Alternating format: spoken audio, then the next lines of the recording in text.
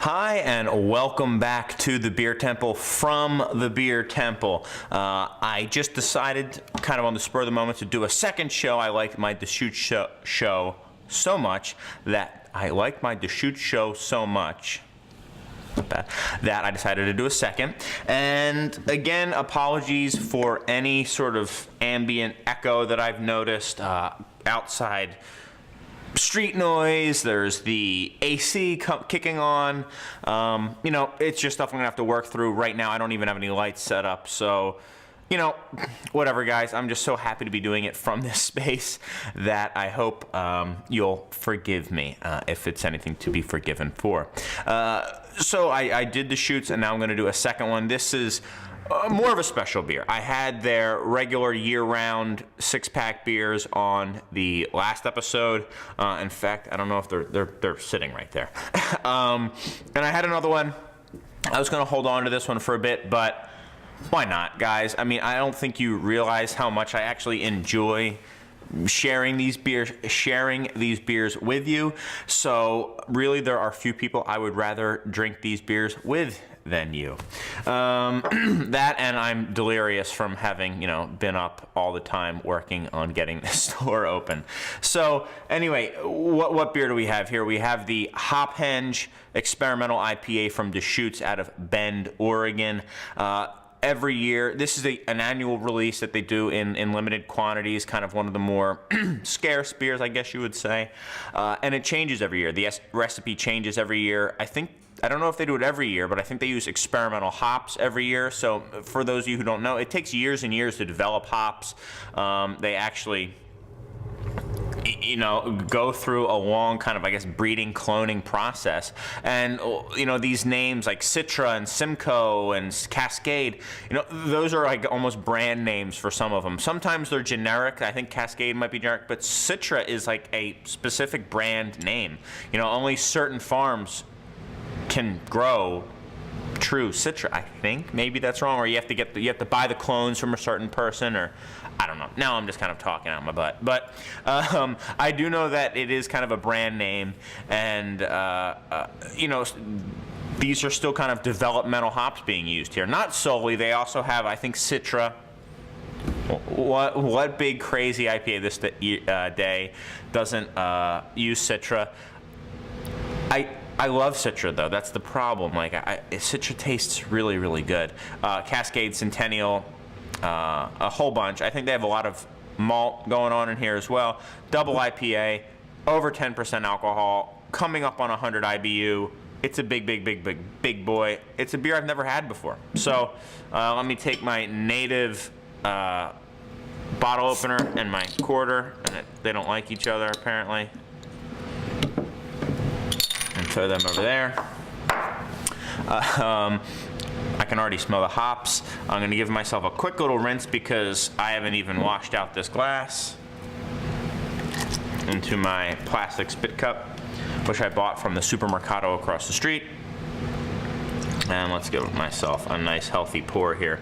Only one bottle in this episode. So yeah, Henge, it's kind of cool. If you look, they have, well, it's hard for me to see, and I forgot to bring my remote control, so I can't zoom in here. It's a Stonehenge here, but it's with those canvas hop bales that they package stuff kind of hops into. Kind of a cool label here. Very orange, bright, clear beer. None of that kind of hop haze that you can get from incredibly intensely hopped beers from time to time. You know, there are ways to get that out. You can centrifuge the beer, so on and so forth. Really nice, fluffy head here.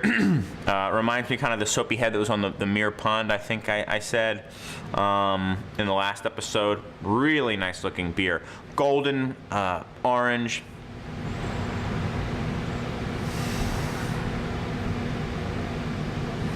A lot going on. Well, hold on. There might be a hint, you know, there's some underlying malt there. But man, it's hops. And there's a lot of different types of hops in there. I think there's like 7 varieties, but when I mean types, I mean styles of hops. A lot of the tropics, I'm getting some of that grassy hop in there as well. I'm also getting a little bit of spice in there. Yeah, kind of I poured it down my own face twice now. Like a peppery mango with a little bit of onion in there. Some kind of gummy, peachy thing that I like to get sometimes. A little bit of kind of a dankness, a polleny note to it. Really a lot going on.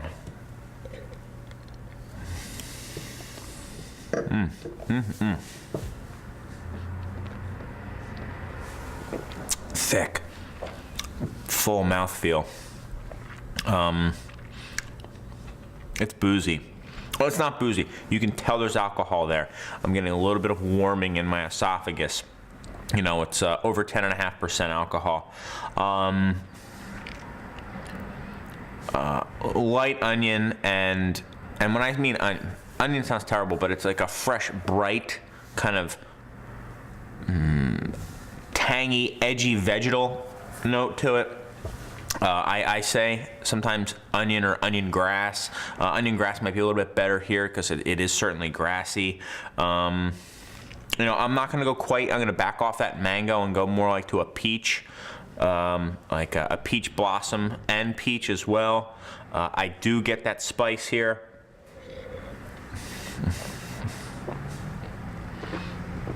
Big.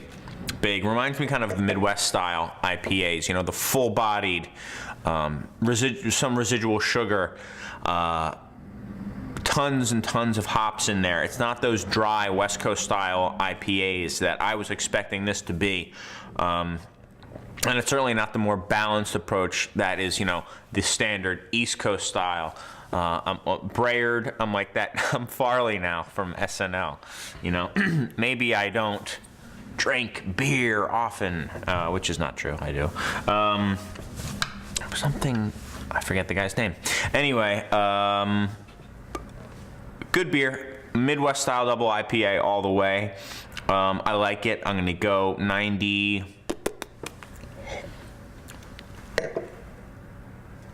That was bad.